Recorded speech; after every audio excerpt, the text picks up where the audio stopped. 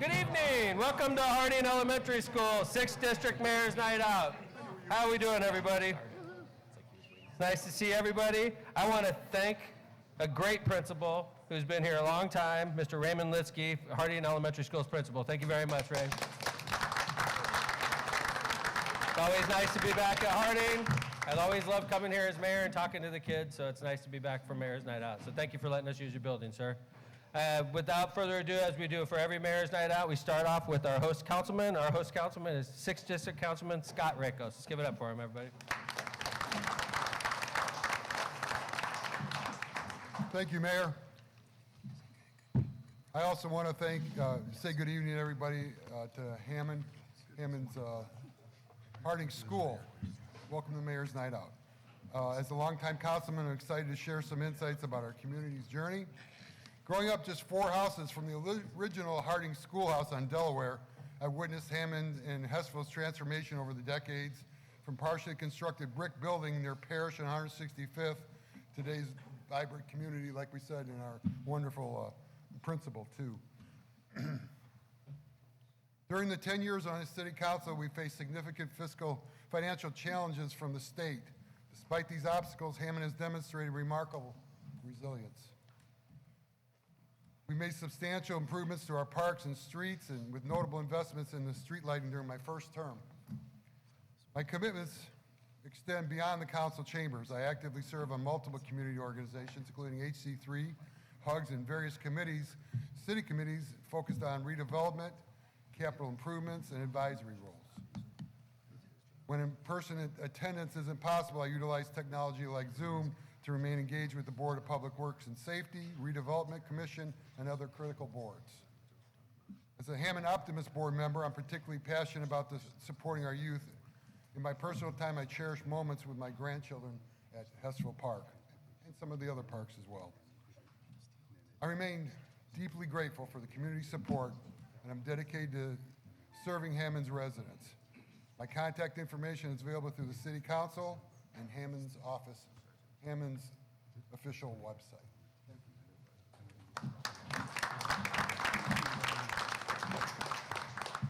Thank you, Scott. Like I said, this is Mayor's Night Out. I wish I had a number of how many Mayor's Night Outs we've done, but we started off about my first 3 terms that we did 11 a year. We did almost every district twice in a year, and then we shifted to what we do now is 6 districts in 1 year. So basically every other month we're doing this. So, and we go 1 through 6, so towards the end of the year we're always in Hessville. So it's good to be back. Thank you for Harding again. Let's go ahead and introduce the department heads. And I want to remind you that this whole Mayor's Night Out is generated off the written question. So I have Sharon in the audience and I have Christy in the audience, and they have questionnaires. Please fill out written questions and we'll read them off. All right? If you have questions about the question we're talking about, raise your hand, okay? But if you raise your hand and you want to talk about something else, you're supposed to do a written question for that.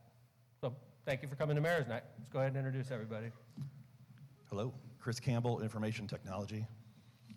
Megan Flores, City Controller. Jim Talon, Park Department. Mark McLaughlin, Water. Juan Moreno, Economic Development. Bernie Grazilla, Hammond Fire. William Short, Hammond PD. Chris Sakalaris, Legal Aid. Awana Miller, Community Development. Andrea Lewis, United Neighborhoods, Inc. Carmen Paniagua, Housing Authority. Kevin Smith, Corporation Counsel. Scott Miller, Chief of Staff.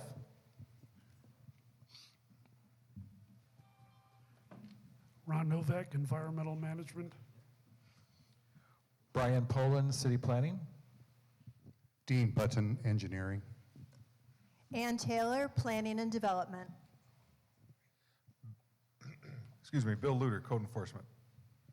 Felix Gonzalez, Public Works. Kelly Kearney, Inspections Department. Jack Smith, Sewer Maintenance. Mylan Krasinski, Sanitary District. Bob Vale, Building Department. Jeff Smith, Port Authority.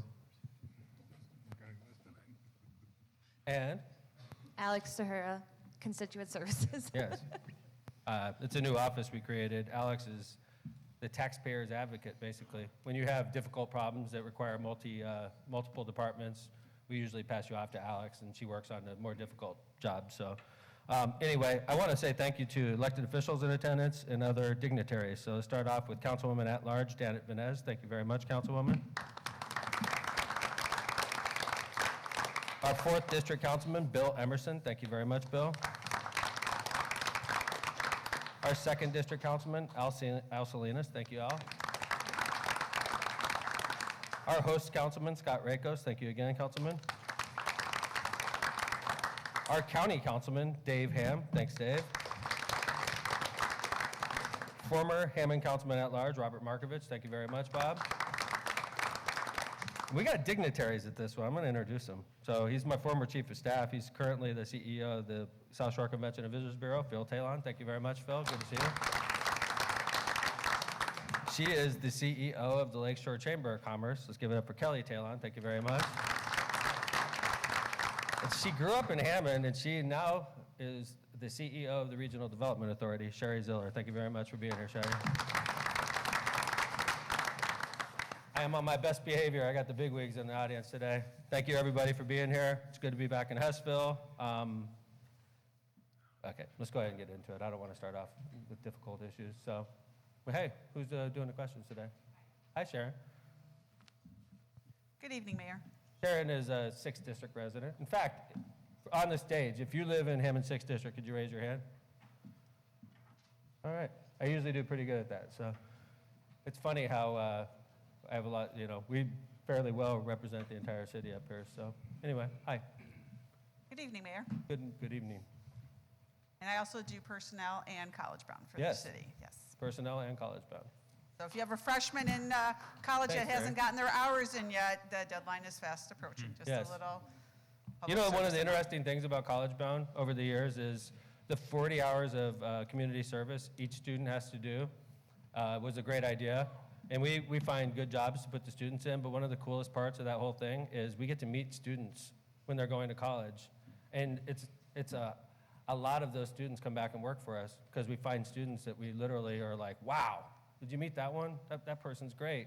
And we end up giving them their first job when they graduate college. And I don't think there was a lot of thought put into that when we were creating College Bound. So, It has worked out well. yeah. First question. Okay. Who owns the properties in the 6500 block of Calumet? How can we stop semi-trucks from parking in the lots? Those are ours. All right, those are our properties.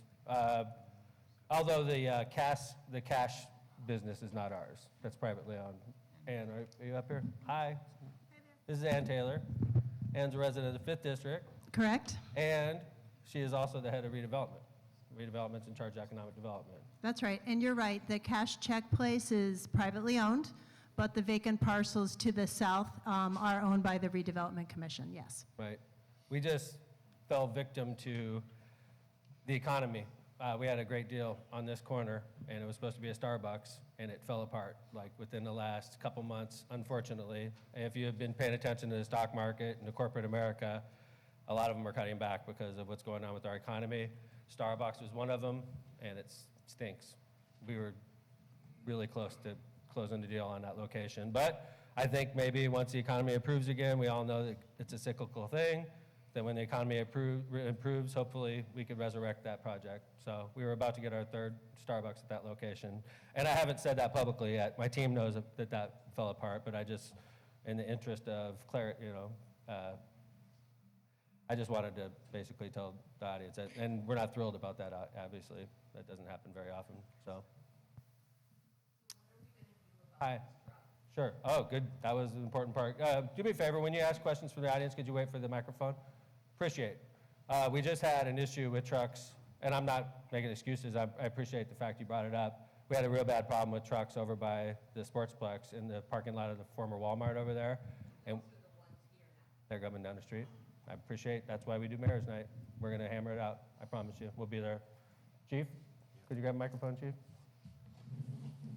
Could you talk, first off, obviously, you've been listening to what's going on, but we just had a situation like this at the old Walmart, and we changed business on that part, but it sounds like they're just simply driving down the street and going to a new location.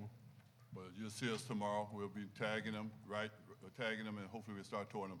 You'll see us starting tomorrow. They We'll get- usually come about midnight, and when I leave work for work at 4 in the morning, they're still there.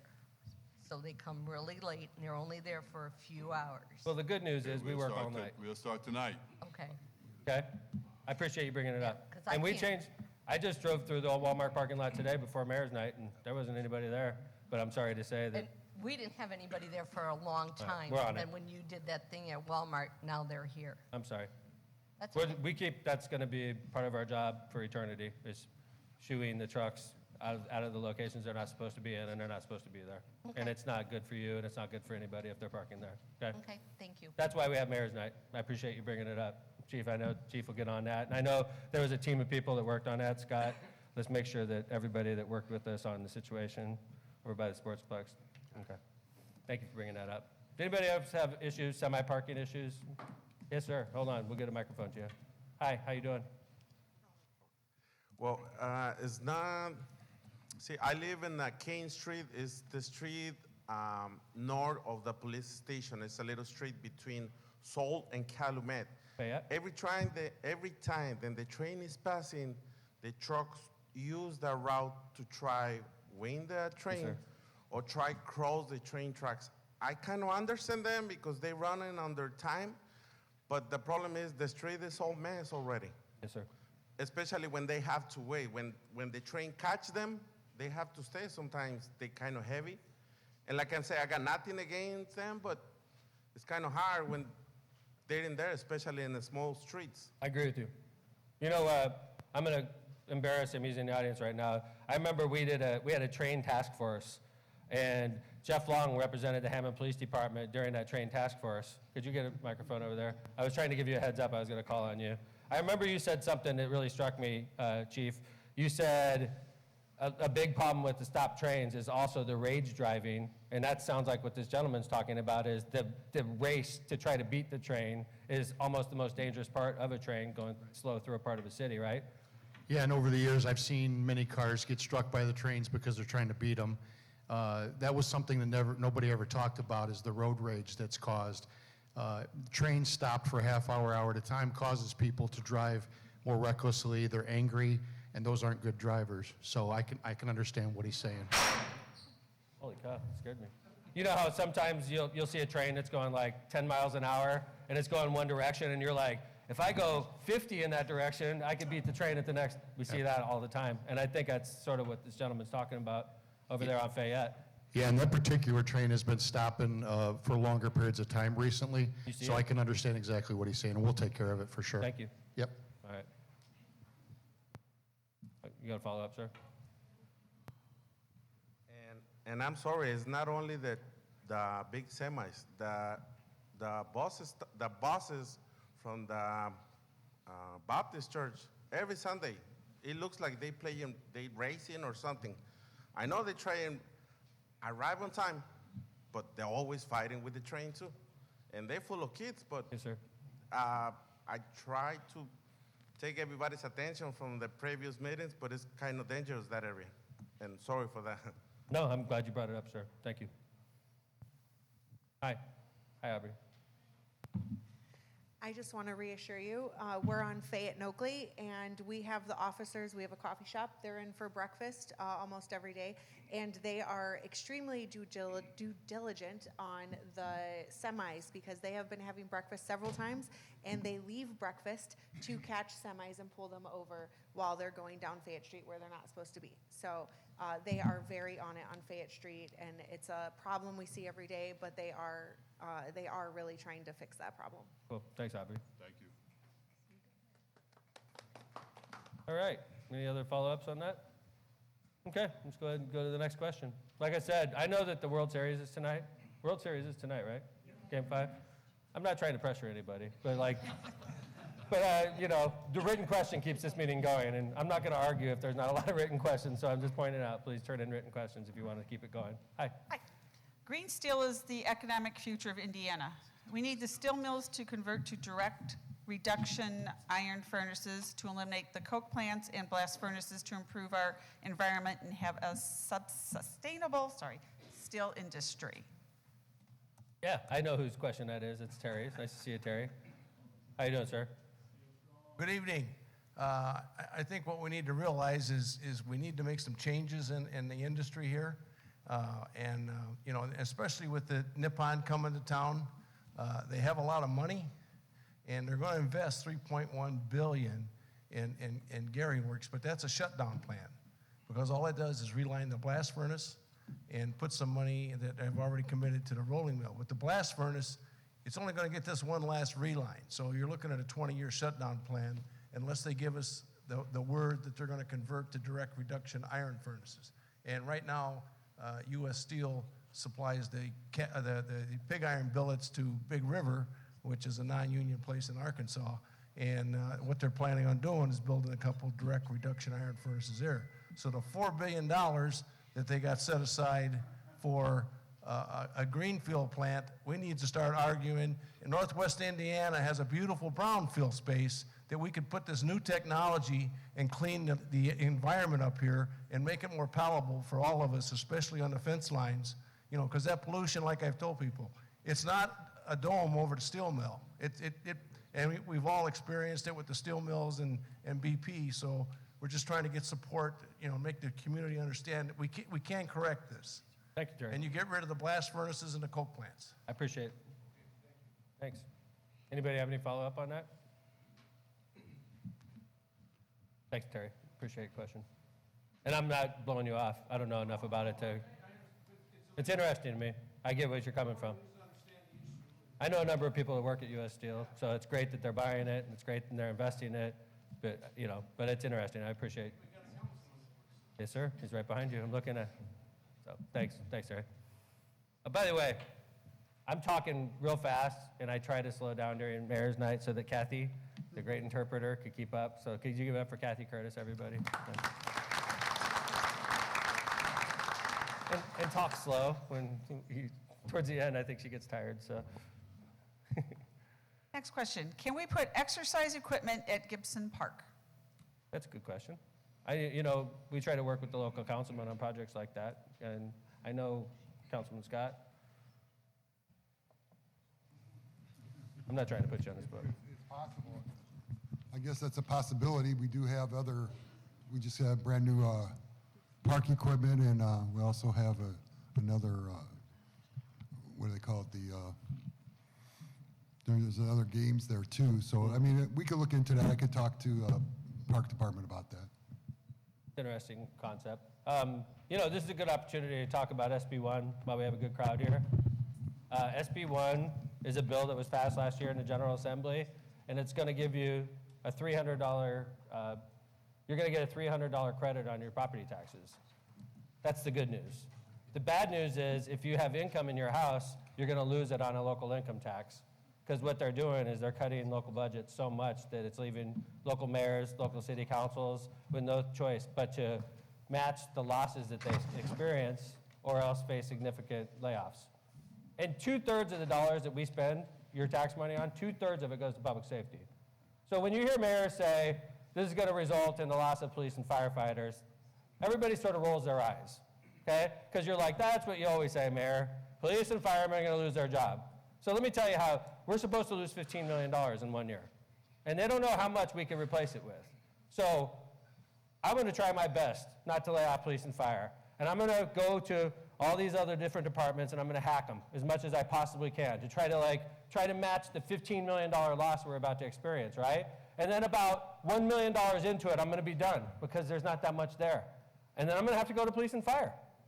That's how it works. Police and fire get 2/3 of the money we spend in local government, and we're experiencing a $15 million loss next year. And there's no talk about how much we can replace it with. So the only reason I'm talking about it now, when you're asking Councilman Scott, I know why he rolled his eyes, because Councilman Scott gets way too many requests than the money we have to actually do it. Like 50-1, requests versus actual money. And if we experience a $15 million loss, there's even less money to do these types of projects with. I imagine that's probably why you're skeptical when I brought it up. Yes. It's scary. And I'll come to you in a second, Terry. So what you're going to see local cities and towns doing is they're going to get the bill, okay, you're giving up $15 million, $300 is going to go to the homeowner, and then let's say your house makes $100,000 in income. and your local municipality passes a 1% local income tax to try to offset the $15 million in losses. Your house, you get a $300 credit, and then you pay $1,000 to Hammond. It wasn't tax relief, it was a tax increase on you. Or your mayor could lay off all these police and firefighters. That's the choices. And other departments, don't get me wrong, but 2/3 of our money goes to police and fire. So naturally, I don't want to lay off police and firefighters. We're barely making it. We just got done with our budget. There's not a lot of fat in there. And we're losing $15 million in 1 year. It's scary times. And I imagine we're going to start getting more information. Like if your household, if you just knew you were going to get a pay cut next year, you're going to get a pay cut next year. And you're like, well, how much? I don't know. It's a lot, though.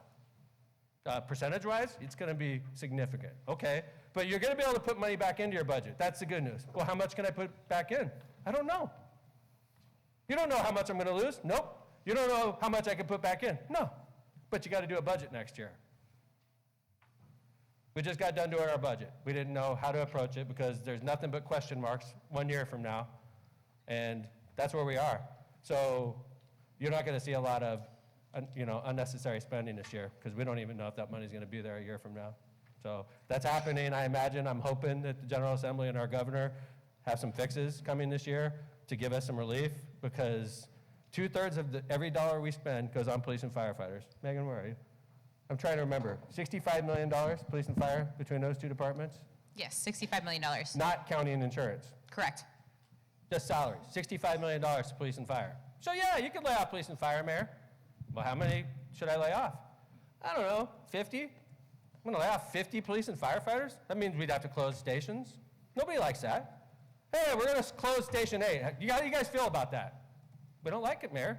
Oh, didn't the governor talk to you when he hacked our budget? $15 million? No. If you have income, you're a loser on this.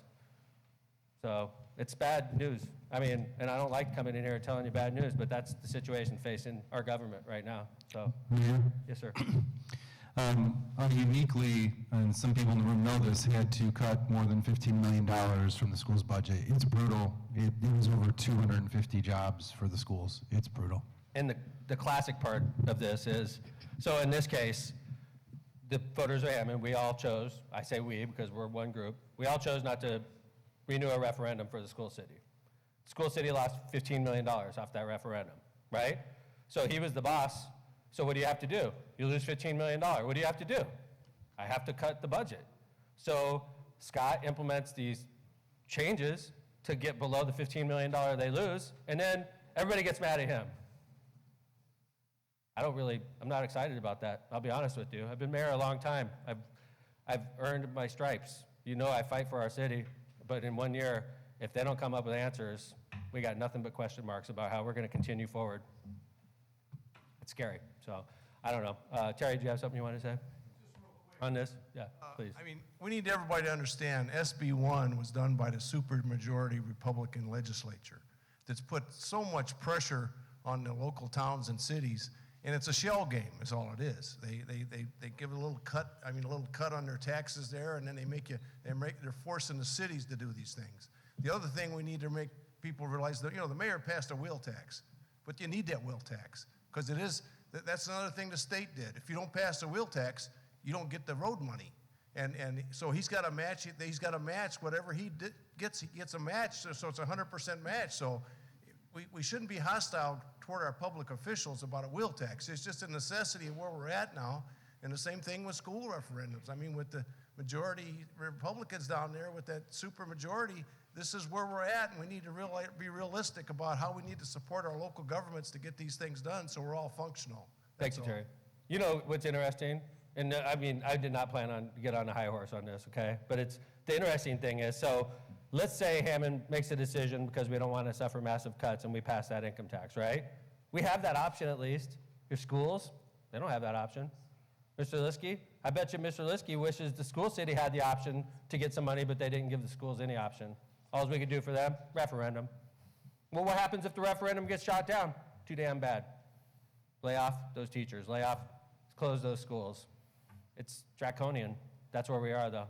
I mean, I'm not trying to be dramatic. That's where we are. And I'm looking across this room.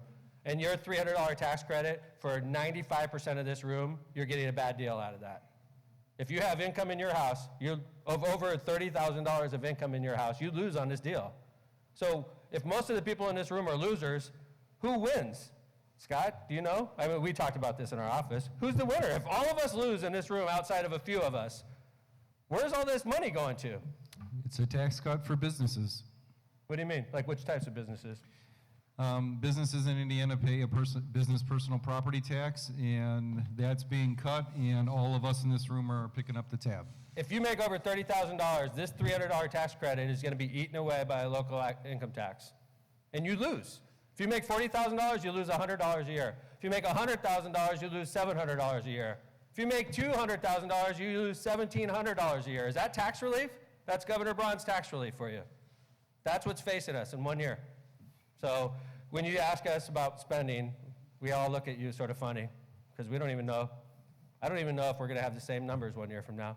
We may have drastically different. This may look different next year when we come back to Harding Elementary. So anyway, if there's no questions on this, is there a follow-up? Hi guys. How you doing today? Good, sir. My only question was, basically, we're a nonprofit, a new nonprofit named For Us Incorporated, and we are here right now to partner with Hammond. And I mean, we basically listening, and it is the beginning of Mayor's Night, and so we're hearing all the concerns and different things that are like being a problem right now at Hammond. And my only question is about the parks and other like recreational spaces and different spaces where we can come in and actually revitalize the city and create a workforce within certain schools within Northwest Indiana. Well, I think what we should do is probably maybe, Scott, we can get together and talk after the meeting and set up a meeting where we can talk to you and try to find out ways that we can work together. If you guys want to work in schools, we have contacts with the schools. We don't run the schools. If you guys want to work in parks or something, we can give you access that way. So I appreciate you guys being here, though. Okay. Thanks, buddy. Yeah. All right, why don't we go ahead and jump back into questions? Okay. September of 2027 will be the 50th anniversary of the installation of the sculpture of the Man of Steel in Harrison Park. With the understanding that the finances of the city are stretched due to losses in revenue, would the city be open to considering a partnership with a volunteer effort to raise the funding and partnerships to do a ground-up restoration of the statue so that it will stand tall for another 50 years?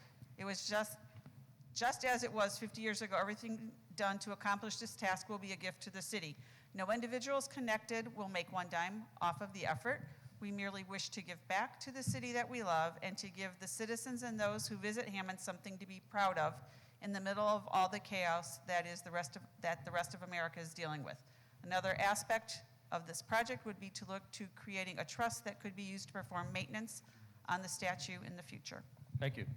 Great question. You know, it was a little over a year ago that the Merge building opened, and they just got done doing a new exterior, but it was like murals painted all around the building. It's a gorgeous building, and it's right across the street from the Man of Steel. And at the time, those organizations had planned to do something with the Man of Steel, and I guess that has not really moved forward, or maybe it has. But from what I understand, the head of the Hammond Parks Department, Jim Talon, has an update on that. How's it going, Jim? Yep, thanks, Mayor. Funny enough, I was out there today, and Kevin Smith was driving by. I pulled over, and we actually had a meeting at the Merge building and talking about the Man of Steel and doing something for the 50-year anniversary. So there have been talks. Did you guys set this question up? No, I asked if Kevin actually said this question, because I was literally standing outside looking at it, and Kevin pulled off to the side, leaving court. So we actually did have a meeting today about it. There are things in works, and we would like to have something redone. The Merge group, the art group there, has a plan, and they have people giving us an estimate on what it will cost just to sandblast it, basically, and redo it. So the person in the audience that has this question, I suggest after the meeting, if you don't mind, go up to Jim and volunteer your services, and we'll see if we can merge our talents, okay? This is a community sculpture, and if you want to help, God bless America, let's do it. The way I see it. And I thought it was great that Merge offered to do this also, so it's nice. Okay. Okay. Next question. I'm new to Hammond from Chicago. I didn't add this part in. Go White Sox. Bad start. Yeah. We've had issues with parking in front of our driveway and in front of the water hydrant. Parking in front of the driveway blocks us from leaving safely, and we always have to call the police. What's the address? Or block, how about that? Truman. Truman? Okay. 1100 Truman. 1100 Truman? What can be done to help that doesn't involve always calling 911? Yeah. You know, first off, you could call 911. You can call 911 if there's a cat in the tree. They actually encourage us to have you call 911 now. And for anybody that's my age, it just seems so weird because we were brought up to call 911 during emergencies. Now you call 911 for minor situations, even like this, okay? So parking issues, call 911. Another thing you could do is show up to Mayor's Night Out, fill out a questionnaire like you did. What we do with your questionnaire is we photocopy them and give them to each department that's affected by it, all right? And we follow it up. So you already did enough to bring us our attention. You know, I try my best to get around the city, but you know, sometimes I don't get to the 1100 block of Truman. And that's your job to bring those problems to us so that we can fix them. So you already helped us. Hi, is that your question? No, we got a microphone, hold on. The microphone, I could hear you. We have Go Hammond. We have a big audience that watches us, so. No, my question is, where is the 911 center? Is Crown it Point. here? That's what I thought. Somebody told me it was in Indianapolis, and I'm like, No, what? no. You know, could I, so Thank you. about 7 or 8 years ago, was it that long ago, that they mandated PSOPs. There was like 19 PSOP, public safety operating points, something like that. They mandated, the supermajority downstate, to echo what Terry was talking about earlier, they said, we know better than you all in Lake County. We want you to have 2 in Lake County. Go from 19 to 2. It really doesn't affect my life, although it does. What it did is it affects the police officers and the firefighters greatly, and they did not like it for a long time. They hated it. I was getting constant static from the police and the firefighters, and then I would have to go to the county, and I have to complain to the county, and it was a mess for a long time. And I don't work with them, so I'm not going to sit here and tell you everything's great right now, but I haven't had a complaint in a long time, personally. Maybe everybody's just used to it, okay? But part of this switchover to go to 2 was you call 911 for everything. For everything. So somebody's playing loud music, call 911. Somebody parked in your front of your driveway, call 911. Chief of police, am I wrong here? No, you're Andy? not. That's exactly what we're supposed to do, right? Yes. Can I add? Yeah, please. Grab the microphone, bud. You don't have to just wait to the Mayor's Night Out to contact us. My office is at 509 Douglas. My number is 852-2917. I mean, this is the first I heard that there's an issue on Truman, but I wrote it down. We'll take care of it tomorrow also. I think my captain of traffic is here also. Yeah, he is. So, this is great. This is what you're supposed to do, and then this is what we're supposed to do. And it works. We've been doing this a long time. You know, there's a meeting tomorrow. I'm going to piss somebody off right now. So, there's a meeting tomorrow in Indianapolis with the head of ICE and with, what? And Gary, excuse me, I'm sorry. And Gary, with the head of ICE, with the Homeland Security Secretary, Christine Noem, with the Security of Transportation, Sean Duffy. And then I tried to get invited to it, and they said no. Okay. Where is it? Where is it? And they said, we can't tell you. You have to RSVP. But I can't RSVP because you won't accept me. It's like, yeah, it's too bad.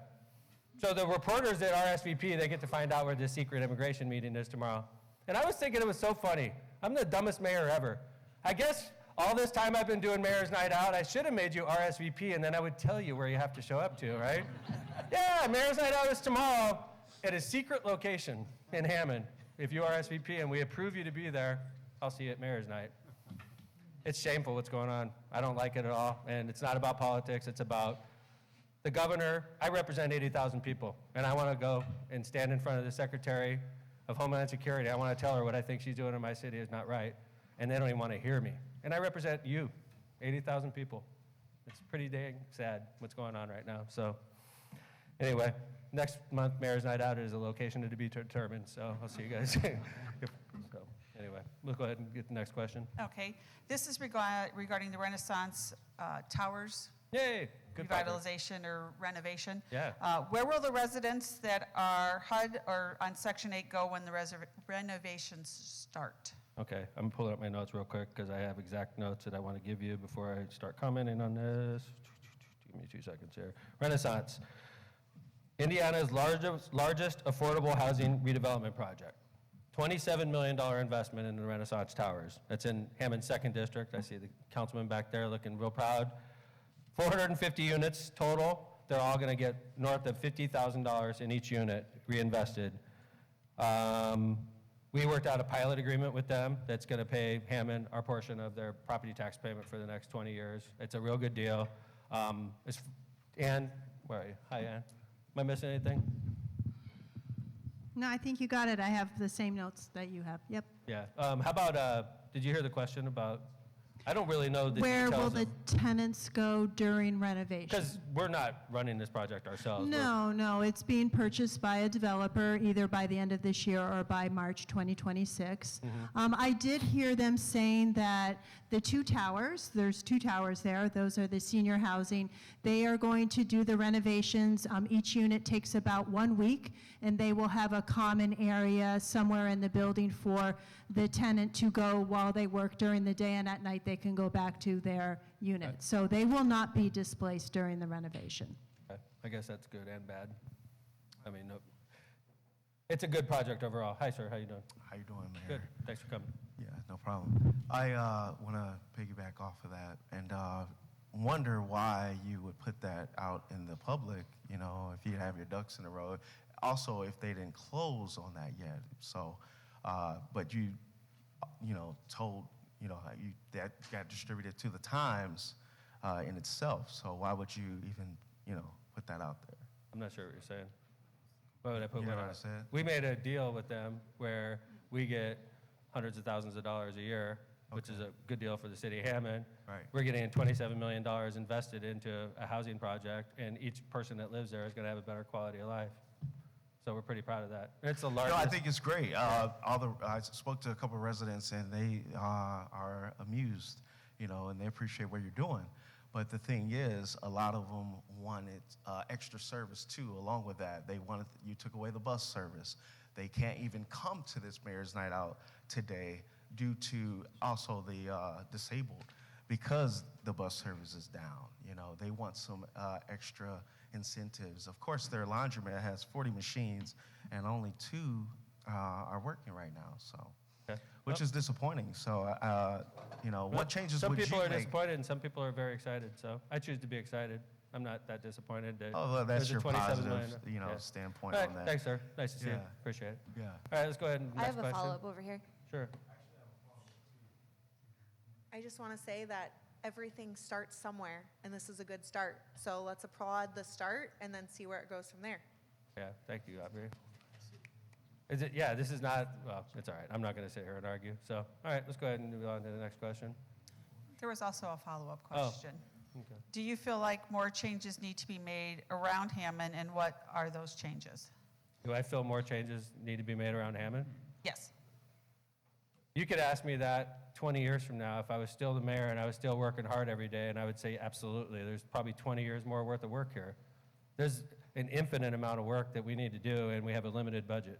So if I ever said that, nope, everything's perfect, please vote against me immediately, get me out of office, because this city has so much need right now, and we have this much money to get it done, and that's the challenge. So. Okay, Mayor, Barb Hargrove has a comment that she wants to make, so I'm going to walk over here. Oh. Hi. Here. Nice to see you again. Yeah, you too.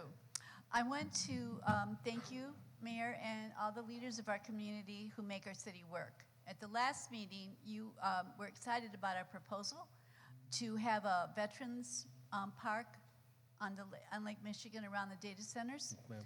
And we know these data centers have a pretty good deal with lots of space, private gated areas, and to be so close to our lake where they are using millions of gallons of water to cool their generators. We believe they also have a social responsibility to the citizens of Hammond. We appreciate the college-bound tuition, Sharon, but we also are hoping that in assuming access to the lake, that they will help us out, you know, to beautify that area, to give us some nice green spaces so the residents of Hammond can go up there, and today we saw fishermen out there, Yeah. people walking the lake. There's a bicycle track up Yes, ma'am. there. I use it. Okay, so we want to get started. We want to get ideas from various individuals. We've Yep. got some groups who want to work with us. So we just want to expand the access to the lakefront, because right now to get there you have to drive to Chicago and go all the way around. So that would be one area. When that I go we'd there, have to- I drive to the Port Authority and I jump on my bike there. Okay. You can do that also. But I'm not the mayor. No, so I it know. doesn't work for me. Yeah, there's public places you can park over there where you can jump on the bike trail easily. Do you have to pay though at the marina to go through there? I don't think so. No. Good. You do not? Yeah. Okay, all right. Okay, Yeah, so please. I guess if This is you're unprecedented. Kathy wants to answer. I live in Hammond also. I've never paid to park up there. You just show them your driver's license that has your name and address on it, and there's no charge to park there. Thank you so much, Kathy. Thank you, Okay. Kathy. But we just wanted to, to express our positive things Can here. I, We can I want say some something real things quick going about on. that? Oh, absolutely. I love that area up there. I know I you love that you love it also. We made the Veterans Park up there, and one of the problems is it got annihilated by Lake Michigan already. It got ruined. You've seen it. It was beautiful, and then we had one of those storms, and it just got annihilated. So we got to do something with the break wall out there, which is part of our next project, right, Kevin? I got an idea for you on that. Well, Oh, sorry. Yeah, just a couple things. Thanks, Mayor. Mayor's tasked the Port Authority and others to look into the seawall there, and so that's something that's ongoing. It's just really, really expensive. I know Dean can.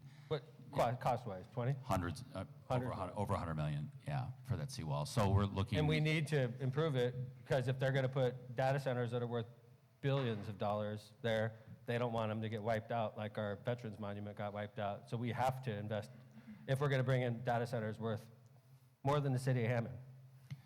And in the seawall, just in general, needs to be fixed. I mean, not fixed, just upgraded from its historic. It's over 100 years old, as you can imagine. There, the seawall. And the other thing, Barbara, I wanted to mention is that the mayor was very intentional when this property was. It used to be obviously State Line Generating, coal-powered plant, right, for almost 100 years. And then when it was sold to the Beamster-Bohr family and then others, the mayor was very adamant and intentional that he wanted to make sure the perimeter stayed in the hands of a city entity. So the perimeter is actually owned by redevelopment. And so that's important, I think, and I want you to know that it's still publicly owned. Thank you. And the other But thing, we do run into security issues with data centers too. And if anybody's paying attention to terrorism, unfortunately, that's part of our job. Nashville had a data center, a terrorist incident at a data center, and all the data centers across America hardened up, including ours at that point. So we do have public access rights, but we also have security issues that we have to weigh. But I want you to know something, Barbara. I ride my bike up there to that specific spot. I love going out like that. I go out there and take pictures, and I totally get, and I totally support where you're coming from, okay? but I just wanted to add, when I was on my way home this morning, the hospital,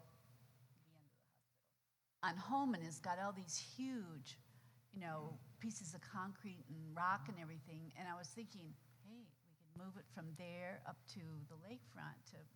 That won't work? Okay, that's right. Last thing, I want to thank you for letting everybody know tomorrow morning at, you can be there early at 9, but it starts at 11. Chrissy Nome is going to be there, and for a person who is on the Boulevard and Ridge Road every Saturday with my signs, I would love to see people there. I will. It's a mysterious location. How do you know where this is going to be? It's a secret meeting. I imagine it's I got going to be. friends in high places. Good. I don't. I got rejected. But if anybody. Where everybody allegedly is this? Airport? At the airport. Yeah, I would assume. And that's where. By the way, Mayor Eddie Melton and Gary didn't know about it either. They didn't even call the mayor of the city that they're going to hold the event in. It's wrong. And the governor is going to be there too, so. Yeah. He's got ideas for signs for the governor. Appreciate it. Give me the word and I'll make them tonight. I'm still trying to get in, so if you see me, if I make it in, be proud of me, because we worked real hard to try to get in there. So, anyway, Scott, could you do me a favor? We were talking a lot about the data center. Could you sort of summarize this project for the residents, where we are currently? Sure. Just a reminder, it's a $7 billion data center. The city council approved a development agreement this past spring. It expires at December 31st of this year if we can't get a power deal done, but we're not really involved in it anymore. The developer is negotiating with NIPSCO. Part of this is, and one of the concerns about data centers is, how is it going to affect the power for the rest of us in the city? So they have to spend, the developer has to basically fund upfront an entire substation for NIPSCO. And part of what they're negotiating is, hey, if you close shop in 2 years, what are we going to do with all this investment? So they have to actually pay for all of that up front. And that's what's taken some time. You may have read in the paper about their next-gen power company. That has done some things. But what I'm hearing, though, is actually very positive that they will have the deal done by the end of the year. Thanks, Scott. Yes. If it happens, that's a godsend for us. It helps us in a lot of ways. So, and it's crazy when you're talking about the price of this is $7 billion. Hammond is worth $4 billion. We're negotiating with an entity that's going to be worth twice as much. And then it's almost entirely tax-free because that's why the data centers want to locate to Indiana, because the state made our state very attractive for data centers. So, yes, sir. Is this about data centers? Yeah. Awesome. Thank you. This is a good topic. Well, this is just a follow-up. I worked for NIPSCO for 34 years in the power plants, and I'm just telling you. Which one did you work in? I worked in them all. Did you? I worked for NIPSCO too. I worked in all the power plants, and I'm just telling you, friends here, the amount of power this data center is going to consume, we don't make enough power. NIPSCO has closed the Mitchell Station, which is 1,000 megawatts. They closed the Bailey Station, which is 1,000 megawatts. They closed half of Schaefer Station, which is 700 megawatts. And right now, there's only 3 coal-fired units in NIPSCO's arsenal, along with a couple of big gas-fired generators. And that's it, besides wind and solar. So this power's got to come from somewhere. And right now, unless NIPSCO invests some more money, you better go out and buy yourself a generator. So can I comment on that, Mayor? Yeah. All right. So you may have heard that, and this is a little bit out of my wheelhouse, but a big investment company, Blackstone, bought a big portion of NiSource, right? And they have put a multi-billion-dollar energy production facility down in Kentucky. So they will send that power here or purchase it off the grid, but they will make them buy it at the market rate. And whether they even use it or not, if they use 100 megawatts, they have to pay for 200 megawatts every single month. So I think we've done our due diligence. We've had a lot of people look at this to protect the citizens of Hammond. But I respect your response, sir. Hi, Terry. Yeah, just real quick, this is, what do you want to say? Well, we had one of the dirtiest coal plants in the nation there, okay? We did. And this is a State line generator. This is a prime opportunity, and these data centers got to be more responsible to the community, because you know what your budget is, and try to develop that lakefront up there like it should be developed is going to take a lot of money. And they should be the ones taking the burden of the cost of that, and be a little more responsible to the community as far as the communities they're burying themselves in, so that we have those amenities where industry and nature can work together. Because, I mean, that lakefront is important for even the migration of our bees, our birds, our butterflies, and everything else, I mean, and so developing that lakefront with some green space and native plants and trees is so vital to the future, and we all know what climate change is all about, unless we want to be a denier. So we need to, you're in a position, I think, where, you can put a little lean on them pretty hard about. I just want them to close the deal first, Terry. I know, but, yeah. And you're talking, you already got the college bond on them, which is good. I know. Now let's take it one step further, is all I'm glad I'm saying. you say Terry knows his business. Part of the deal for this, we secured funding for the city of Hammond for the next 20 years, $4 million a year if this deal closes. $80 million for our city. And I have to talk to the city council about what we're going to do with that money. We may use it for our budget, but one of the ideas was we've always been looking for a permanent funding source for the College Bound Scholarship Program, and we could literally permanently fund 20 years of funding for College Bound Scholarship. And I mean, we became the largest city in Lake County. I think it's because of that scholarship.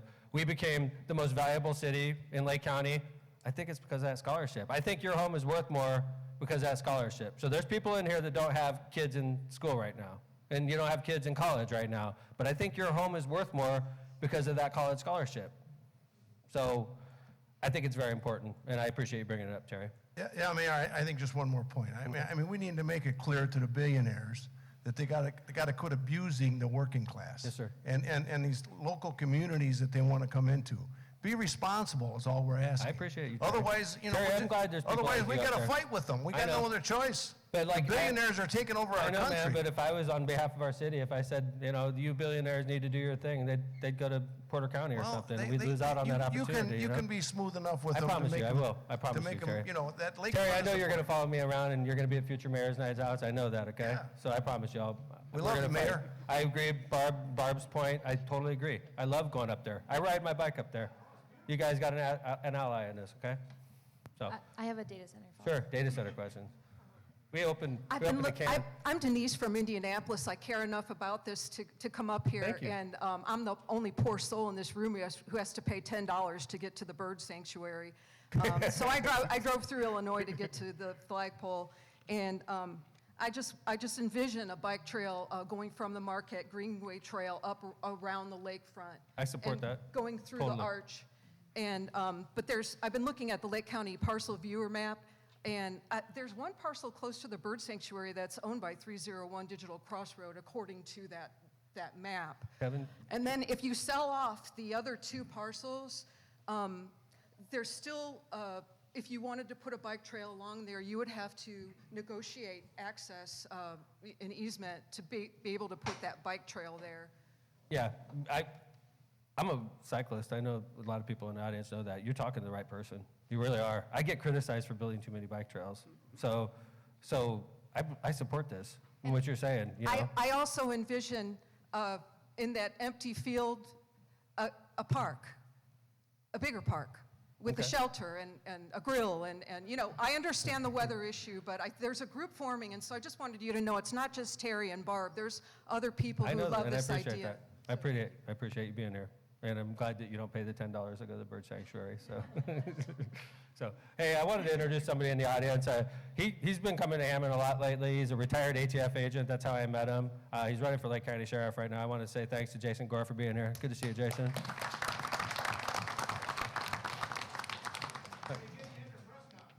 What's that? Yeah, right. So, Can you confirm that you will be giving out full-size candy bars on Halloween? oh man. Like, I have too many kids that come to my house already. This is not going to help that endeavor. So, but we do give out full-size candy bars. There's X number, so get there early. Because honestly, I always point out to my neighbors who are they're overwhelmed in our neighborhood with the number of kids that come to Knickerbocker Parkway. Last year we had over 600 people come to my door, and this year we're preparing for 700. And it's a Friday night. We may run out, but it's a blessing too. Because a lot of these kids that go through our neighborhood, I think it's really sweet. I think it's really nice. And I know my neighbors feel the same way. It's like maybe their neighborhood's not nice enough to do that kind of stuff in. And if they feel safe coming to Hammond and trick-or-treating, I think that's great. So, but we do give out full-size candy bars, and there's usually a line from my front door all the way down to the street. So get there early because they run out. So happy Halloween. So. And Mayor, to follow up, a few announcements. One, on Halloween night, the Sportsplex is hosting a special persons with disabilities hours between 5 and 7 for trick-or-treating for those with special needs that maybe don't want to go up to the houses. Okay. So that'll be at the Sportsplex from 5 to 7. And then from 7 to 9 afterwards, it's an open Halloween party for those that want to come to the Sportsplex afterwards. What time? 7 to 9? 7 to 9. So that when trick-or-treating hours Yeah. are done in Hammond, then they can go to the Sportsplex. Trick-or-treat hours are 5 to 7 as usual. On Halloween, Friday night, it's going to be nice. It is going to be nice. The weather's supposed to be really nice this year, right? And then on November 1st, we have the Veterans Day Parade, kickoff at 10 o'clock by 173rd and Purdue, going down to Kennedy Avenue, Hessville Park for the ceremony after the parade. Do me a favor. It's supposed to be a nice Saturday morning, and we have a bunch of veterans that come to our city, and they walk in a parade. And, you know, sometimes when you start a parade, it's sparse. Do me a favor and just go out there and wave to your veterans that day and help us out so we can fill in the route. So it is a nice parade. I appreciate it. And we're the only city that does a veterans parade, which is really nice. So I appreciate it. Some may say we're the only one dumb enough to hold a parade in November and December, but because we got the Christmas parade a month later, so we like cold parades in Hammond. So. Then following up, after Thanksgiving, we have the Christmas tree lighting ceremony at City Hall on November 25th, the Friday after Thanksgiving. 4:30, arts and crafts, and then 6 o'clock will be the tree lighting in front of City Hall. And then on December 6th, we have the holiday parade preceded by the Santa Sprint. Kickoff for the parade is at 10 o'clock, Southeastern and 175th, down to the Boulevard, down to the Sportsplex. Okay. And then I think Dean has an announcement. Yeah. We're not going to wrap up Mayor's Night Out, okay? I know that there's people in here with Briar Eastwood signs, and I'm going to address that issue. I think I have a Halloween follow-up over here before. We got a Halloween, so I'm not closing down Mayor's Night Out. It sounds like we are, but we're not. But we have a Halloween follow-up. How you doing, sir? Yeah, is there an age limit? Because I'm going to my last party for the season. Oh, yeah? Nice. Holman. Yeah. Just so you figured it out, guys. Because I've got 8 of them, and I'm like, you know what? I'm getting sick of wearing this thing every year. Because everybody goes, you look like a cop. Next person that says that to me, I'm going to punch him in the throat. You know, because it's a 20-year-old joke that I started this. People in Illinois, they don't get it. But I was trying to figure out what officer you were real quick, so, yeah. I live a block away from you. I know. I Better didn't watch out for recognize the you, so. Toilet paper on your house Yeah. overnight. So, thanks for being here. Yeah. Yeah, Dean. Yeah, please, Dean. Thank you, Mayor. So the city of Hammond is undertaking a planning exercise on Columbia. The study area is Columbia Avenue from 165th to Michigan. So we're working on that. We have an open house that we'd like for you to consider. There's flyers on the back table way on the far end, and you can scan the QR code if you need to. This is an open house that's going to be held at City Hall on Wednesday, November 12th from 6 to 8 p.m. How can Columbia Avenue be a better, safer, connected, and support a cleaner, healthier environment? Join us for a community open house to learn about planning and environmental linkage study and share your thoughts on how Columbia Avenue can serve the city of Hammond. So you're welcome to do that. Look for a flyer in the back table. Thank you very much. Mayor, I have one more over here. Mayor, if I could just let everybody know that tomorrow night in the parking lot of the police department from 5 p.m. to 7 p.m., we're going to have a trunk or treat. So if you'd like to come out, get some candy, bring as many kids as possible, we'd love to see them there. Thanks, Chief. Hi, Mayor. Hi, everyone. So November 21st at the Hammond Sportsplex is a big day. The Mayor's Commission on Disabilities is putting on our second annual Lunch and Learn. The theme is Veterans with Disabilities. So please come out. It's from 10 a.m. to 1 p.m. at the Hammond Sportsplex. We have a bunch of excellent guest speakers. Please register. Lunch will be served for those who register. Really excited about this event. It runs simultaneously with I think it's the 8th annual Mayor's Commission on Disabilities Blood Drive. We do one every year at the Hammond Sportsplex. Both events are happening at the same time, so you can register, go ahead and give blood after the Lunch and Learn. So that will be from 10 a.m. to 4 p.m. at the Hammond Sportsplex, so with the Sportsplex Community Room and on the soccer field. So 2 simultaneous events. That is November 23rd from 10 a.m. to 1 p.m. for the Lunch and Learn, for the Veterans with Disabilities Lunch and Learn, and then from 10 a.m. to 4 p.m. for the blood drive. So, Thanks, Matt. Okay, there's a number of people in the audience that want to talk about Briar East Woods. We're in the 6th district. Obviously, this is a project that affects the 6th district, so I don't personally have an update because I'm still in the same position I've been, and most of the people in this room are familiar with the fact that I totally support the project.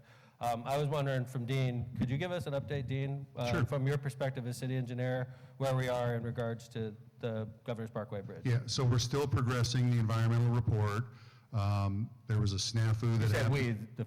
We, the project team. So NDOT's the lead agency, right? We're a local sponsor because it's in our city and we applied for the grant.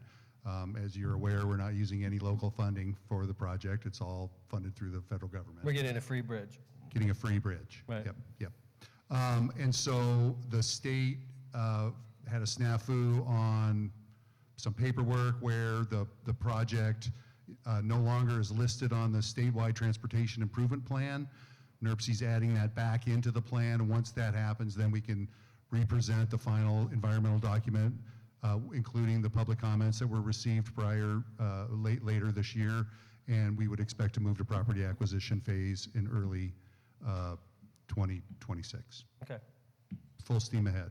Okay. Quiet zones. This is an interesting part of the project for me, is, one of the things about living in Hessville, I don't live in Hessville, I live in Woodmar, but I hear the trains going through Hessville every night of my life.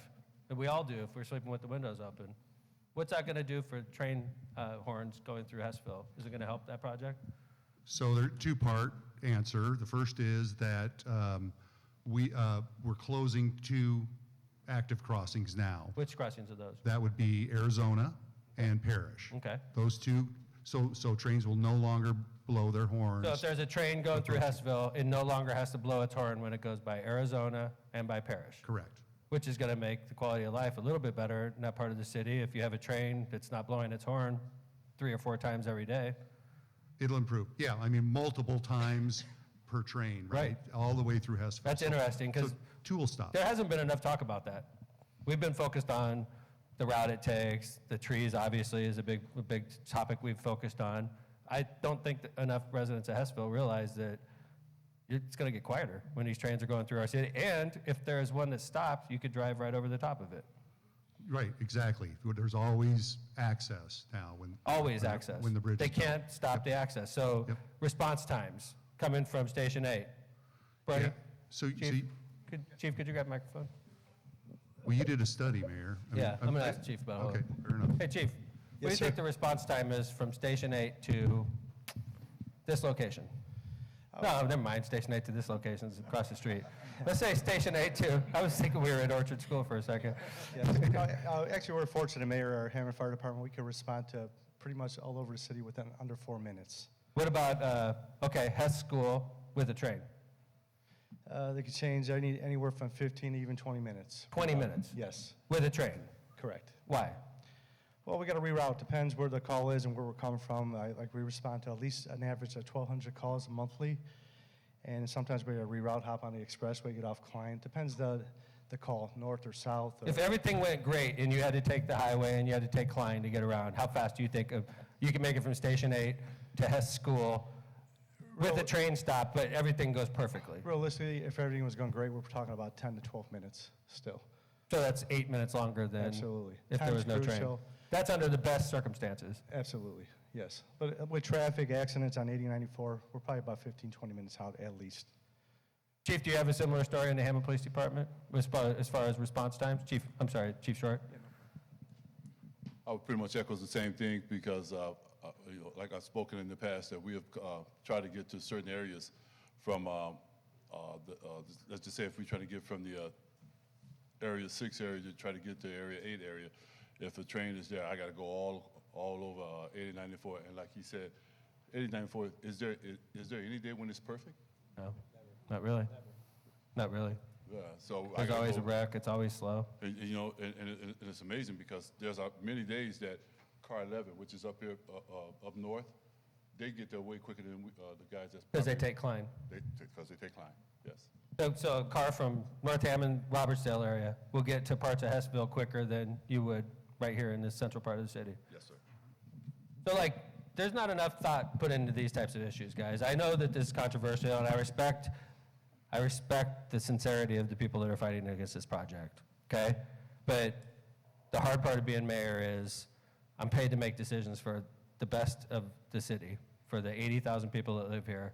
And I realize this is one of those issues where there's literally a part of the city that thinks I'm making a horrible decision, but I think there's a much bigger part of the city that thinks I'm making the right decision, and that's why I support it, okay?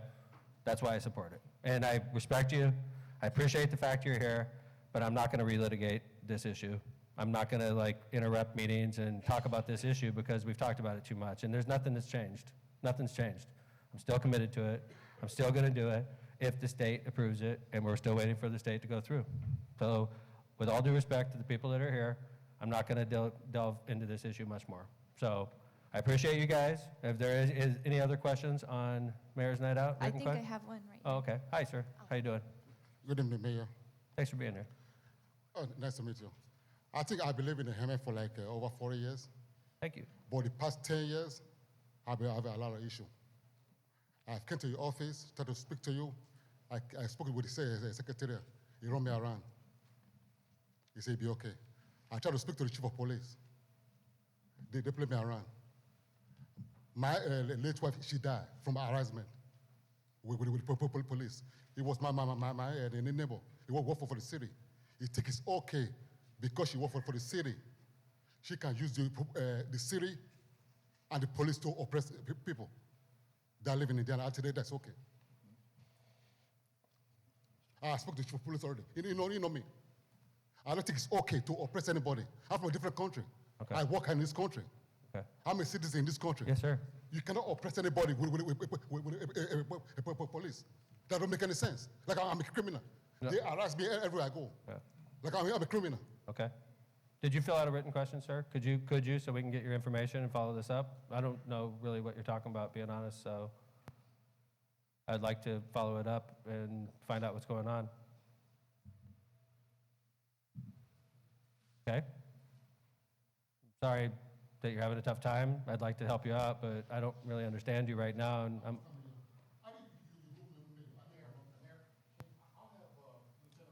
He says a good mayor. It doesn't make any sense. I don't care if you're police or you're police. You can oppress your neighbor. Okay. Lose my wife. All right, I don't know what you're talking about, sir, so... Yeah, I'd like to help you. I'm not sure. What's that? Good. Okay. Thank you for being here. Yeah. All right, thanks, guys. Hi, ma'am. How you doing? Thank you. Since we were talking about the bridge, I just have a question about Alabama and 169th. Since two streets are going to be closed, we'll be using Alabama much more often off of 169th. Is that true? And I was wondering if any adjustments might be made to that little turnoff intersection behind Walgreens. It's kind of narrow there. Yeah. And since traffic's going to be increased, will there be adjustments made to that street? So we talked about that. Alabama is narrow street, and Yeah. so you're going to have very few, I mean, people will get frustrated and not go that way, right? It'll become okay. congested. So the likelihood of people actually going that way is pretty minimal, but we'll take steps in advance to make sure we're protecting the neighborhood. And I promise you, if there's a problem, you know where I am, you know. You could, and by the way, just because you may live in the 6th district doesn't mean you can't go to the 1st district or the 2nd district and bring your issue up. We listen to all issues, okay? So, hi. Hi. Hi. Welcome back. Thank you. So I've been to Hammond like 4 times as an outsider, and I understand the Governor's Parkway controversy, and I've made my public comment in writing. Thank you. But I just want to express a feeling, and then I have a question Sure. about something related to this. Sure. So there are certain, Hammond's really industrialized, commercialized. Everywhere I go, everywhere I drive, I feel really stressed because maybe I'm riding in the wrong areas of town where it's really one massive heat island. And I just have to say, my feeling is that these kind of places, they suck the life out of my soul. But then when I come to Hessville, I feel calmer, and I think it's because of the trees. And it's just, I understand you're between a rock and a hard place. You have a lot of responsibilities as mayor, but it's just, I just worry about like what's going to happen to the wildlife, and I just hope that you guys can find a way to try not to cut down so many trees. And my question is related. Can I say something real quick and then we'll come back? I know I'm you're very going to plant sensitive. trees, but the No, I'm spindly sensitive. trees. If you guys accomplished anything from the Byries, I promise I'll come back. But if you've accomplished anything, I'm very sensitive to this issue. You've made your point. I'm very, very cognizant of the fact this is controversial, okay? And believe me, there's not gonna be waste. We gotta do what we gotta do to build the bridge, and that's it. And I will commit to replanting trees, because I do love trees. I go outdoors all the time. I'm an outdoors person. So like, you've succeeded in that regard, Byrie East Woods. you've succeeded in that regard. This is a controversial issue. You've made a very good point on your mayor, and I'm going to proceed cautiously. My follow-up question is, has the grant agreement between the U.S. Department of Transportation's Federal Railroad Administration and the City of Hammond for the pedestrian bridge over Norfolk Southern's railroad tracks on Grand Avenue been executed? Dean? No, it has not yet been executed. We're still in negotiations with the Federal Railroad Administration. A lot of people bailed on us with that project. You're talking, that's a pedestrian bridge, right? The pedestrian bridge at Grand, Yeah. we are meeting monthly with the Federal Railroad Administration on this project. But no grant The agreement CEO has of been Norfolk executed. Southern, I talked to this person personally. And the CEO of Norfolk Southern at the time told me, I'm going to pay for that bridge. And we were like, this is wonderful. And then we started designing it, and they paid the bills for designing the bridge. And then Norfolk Southern fired that CEO. And the new CEO has amnesia. True story. And this is the company we're supposed to trust, Hessville. We're supposed to trust that they're going to take care of us. There's not as many trains now. Trust them. That's how they're going to operate in the future. I don't trust them. I do not trust them. Do not. I don't trust them at all. They'll lie to us right to our face. They did it to me on this project you're talking about. So. And they're doing some greenwashing, because if you look at Norfolk Southern's website, you'll find a beautifully designed environmental report about how they're protecting the environment. Thank you, ma'am. What's up? Hey, TJ. You guys are pulling me into this, and I didn't want to. Oh, well, Well, it's good to see you again. Good too. Thank you for being here. Yeah, we were told to. I like your write shirt. That's a cool one. Oh, yeah. Yeah, do you it. can wear that. We've been doing some experimental I like it. t-shirt making. It's pretty cool. Yeah, they're for sale on our website. Anyone would like one? So yeah, we were just told to write our questions down, Yeah. and then they would be read. Yeah. So I know a lot of people wrote questions. I'm not down. going to. I'm sorry. So if we have questions about this, We're doing it right we now. just have to raise our hands There's for it? nothing, I mean, I'm not really going to talk about it, I'll be honest with you. Okay. Yeah. So, in the WGN story earlier this year, plans for a housing department in Briar East Woods were displayed. Will you commit to protecting the remaining acres of Briar East Woods as a park and not a subdivision? I don't know what you're talking about. There's no plans for housing right now, so, right, So, this was in the original grant application. right, I It's, realize that, 68 residential lots. right. And the city said that they submitted it to score better. Right, because we wanted to build a bridge, Right, so that we so- could drive over stop trains. So you lied about your intentions to No. build a subdivision on the No. grant application? No, I realized that was there and we pulled it out because it was controversial. So But we- I'll tell you what, maybe down the road someday, some mayor wants to build more houses in Hammond. Is that a horrible Maybe thing? some mayor, but will you commit to not No, I'm not going filling to in commit to the anything. remaining No, 12 I'm not going to acres? commit to anything. I'm going to commit to building this bridge. That's what we're doing. Because you said you like trees a lot. I do like trees a So lot. we have- Listen, I'm not going to do this. So I'm glad you guys are here. I respect your opinion, but it's all right. It's all right. We've talked enough about this issue. So I'm going to move forward. Is there any other questions? Yeah, I've talked about it. You know what the good news is, TJ? I'm running for re-election. If I do, it'll be in a year and a half. So it's not even a long time away. And I know that you guys ran the last election. In fact, you put a candidate against this guy who supports the bridge, right? They put a candidate against you from their team, and that was the big issue in your race, if I remember, and you won. By the way, I ran as a bridge supporter, and I won also. That's how it works. I support the bridge. I'm not going to change my mind, regardless of what you say tonight. So there's no reason, no. CJ, sit down. You're done now. So welcome to Mayor's Night Out. Is there any other questions? Hi. Hi, TJ. I hope to see you Saturday planting trees. Yep. So here's some really positive information about Hammond and trees. I've been working with the Delta Institute and Davie Resource Group for about the past 5 months or so. They have brought grants to where we were able to plant 200 trees. This coming Saturday is the second day we're planting. So if you would like to come plant trees, they actually did an insane amount of studying where they had people go and look at all of our heat deserts. all of our drainage problems, because back in the 50s, they planted trees to plant trees, not to actually benefit our area, the growth, the drainage, anything like that. They planted them because they were pretty, they wanted trees there. So now we have a lot of nuisance trees, so they recorded all of those. They went through, they put in areas that we needed drainage trees, that we needed to help out the heat deserts, et cetera. So this is a great start. We planted, I think like 40-something trees or more in Harrison Park last Saturday, and this Saturday we're doing it again at Irving Park at 9:30 a.m. all day. And so there is a great start, and there's a conversation already happening, and they're already looking into what they can do to help implement, helping remove trees that are nuisances here to help put back trees that are helpful. So this is a conversation. I understand it's frustrating. We all love the environment, but know that Hammond is working with these things. Even though it's quietly happening in the background, these things are happening. So it is started. All right, thanks, Aubrey. Appreciate it.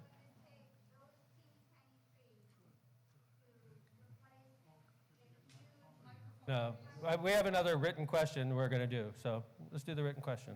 Thanks. Okay. There's 4 separate questions with this one. What was the cost of building the Sportsplex and the additional building? What was the cost of building all the bike bridges all over Hammond? Do we have a big projects going on right now? How much the yearly proceed from the golf course? Off the top of my head, the expansion at the expansion at the Sportsplex was $10 million, in that ballpark, okay? Second question was, Cost of building all the bike bridges. I have no clue. Each bridge is usually around $4 million, although they got more expensive. The one we did between us and Munster was more like $6 million, and that was a federal project. And I imagine that's a big bridge. I imagine your normal sized bike trail bridge is about $5 million in the current prices. Do we have a big projects going on right now? Holman Avenue Yeah, is ongoing. there you go, yeah. Yep, Kennedy Avenue's wrapping up. Traffic calming, Kennedy Avenue, right? Yep, yeah, we're wrapping up the Kennedy Road diet. Yeah, but it's end of construction season, so we're winding things down. But those are Our two big active- project that we're doing in the city is the Sportsplex. We're wrapping that up. I know they're playing on the surface, but we haven't done the ribbon cutting. We're waiting to begin work on the downtown Hammond train station, which could start the day the South Shore starts rolling. We're going to do that one. That's about a $10 million project also. It'll be on Russell Street in downtown Hammond, Russell Street and the South Shore line. What was the last question? How much the yearly proceeds from the golf course? Huh? Hey, Megan. This is like City Jeopardy. Well, How much is the yearly Is this revenue working? from the Lost Marsh about? it's about $1.2 million. Okay. Yes, that's not on the city's budget. It's the Port Authority, Right. so separate source, Right. but last update was about 1.2. I have like little contests I do in the city, and I pit certain parts of the city against the other. One of the internal contests I have is Lost Marsh versus Sportsplex, and they have similar types of revenue. True? True. Yeah. So I do like internal games to encourage my department heads to make money for us, for our city, and they compete against each other. And the Sportsplex and the Lost Marsh are busy and quiet at different times of the year, and they make about the same amount of money. So, hi. How you doing, Mayor? So my question, my last question, is that what would come first? Is it the Purdue construction of the Impact Roberts Center, I believe? The Impact Lab? Or the Rimbach Square? Which one's coming first? Good question. I think the Purdue is building out their space right now, right, Scott? Correct. So Purdue is working on theirs, and it's a Purdue project. Ours is, we can't start on ours until the train starts rolling. We have to Oh, literally okay, wait. so you want the that first done day first. Okay. of cash service, we Right. could start working on it that day. So Sounds I good. think Purdue's already beat us on that. And I do want to commend you on the new home development. So Thank that you. was really Appreciate good. it. All right, yeah. Being mayor is a tough job, okay? And there's a lot of people in here that are mad at me right now. I get it. That's the hard part of being mayor. So I'm actually a pretty nice person in real life. So my wife loves me. Hi, Terry. Yeah, I think, Mayor, what everybody needs to realize, those bike bridges and trails are so important to the quality of life and bringing people to Hammond, whether it be Hammond residents or other residents, to enjoy the amenities and all across the county now is what we've done. So I agree with you, now Terry. there's only one thing you need to take a harder look at. Yes, sir. And that's the, native plants and things like that along the bike trails. So those are great places to put pollinator gardens and things like that really enhance things that we don't realize, until you hear about the butterfly gardens that they count down in Mexico, that all of a sudden there's millions of acres that they used to have, and now its population is down by about 50%. Yep, I saw Those that, are 60 important Minutes. things. And there's one more quick thing about the new development. New development is good, but, there's an old friend of ours, a very good friend of yours. The poor guy is deceased now, Jim Hornack. And he was a proponent of steel frame housing. Mhm. And you did get that started over at Millennium. I think the first 4 houses were steel frame. And it'd be nice if we continue that process in Hammond, because it takes 40 to 50 trees to frame a 2,000 square foot house, and it takes 6 junk cars to frame a steel frame house. So Appreciate we got it. to think a little bit different as far as how we're developing things and doing things. I appreciate it. I'm going to close out. Are we done with everything? I'm going to close out. I'm going to say, if I do run for reelection, what I'm going to tell the residents of Hessville is, I had a tough issue, and I chose safety. And I chose to get us over stop trains. And I think that if you talk to 100 residents of Hessville and ask them what they think about the trains, they would tell you it's a negative experience. And we're trying to fix that problem. That's where I'm coming from. I hear, by the way, I hear all this about houses. We're building houses in the Robertsdale section of Hammond right now, in the old Clark High School parking lot. Some of those houses are going up for $650,000. That's great for our city. That's great for our city. If a city is building houses and they're going up at $650,000, that means your house is worth more. And one day you're going to sell your house, and you're going to want to sell it for a lot of money. And we're doing a good job for you. We're doing a good job for you. And I know that you're mad, and I know you wanted to blow this meeting up, and I respect your opinion, but I just don't want to do it. I don't. And I'm taking clues from our governor. I don't know why he doesn't have to talk to Hoosiers. But I do this. I do it every 6 times a year, and I just don't think we should relitigate something that's been litigated dozens and dozens of times right here. So with all due respect, I'm going to close it out. I appreciate you all coming to Mayor's Night Out in the 6th District. Again, I want to thank Mr. Ray Lipsky and Harding Elementary School for letting us use their building. I want to thank Scott Rakos, our host councilman, and I want to thank you all for coming out to Mayor's Night. Enjoy the evening. Thank you, everybody.